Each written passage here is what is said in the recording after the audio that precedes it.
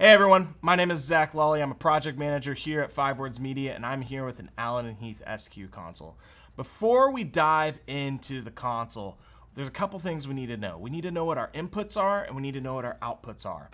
And for me, that list is always changing. Sometimes I have a guitar player one week that I don't have the next week. Sometimes we have 2 keys players. One Christmas, we had 2 whole drum sets. That list is constantly changing, and we need to create a document so that way we can know where they're coming from and where they're going. So I have this input list here, and this is just a very generic input list that I've built. I built this for a night of worship I did a few years ago, and I have all of my inputs listed here, followed by the input number, so that would be where it gets plugged in at on stage.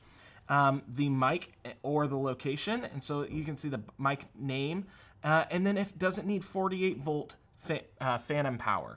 We'll talk about that a little later. Does it need a polarity switch? And any additional notes. Does it need a boom stand? What kind of interface is it? Things like that. So I have all of those labeled there. In addition, I also have my buses and my matrices labeled on the right side, as well as my DCAs, which are right here. This is one example of an input list that I use. I'll show you another. Here's an example of another input list. So at the top I have my show name. I have my show name, what the scene is going to be called, the date, and any notes that I have on it. On the left-hand side here, I have the numbers 1 through 32. This console that I was using for this thing only had 32 inputs. And then I have the name of the person playing the instrument. So I have Dalton. Dalton's playing all of the drums. I have all of my drums listed with the inputs as well as the mic that is going to be used. Also, I have a spot for my stage input. If you're plugging it into a sub-snake, or maybe you're plugging into a floor box or a wall box, you'll want to put that there on your stage input.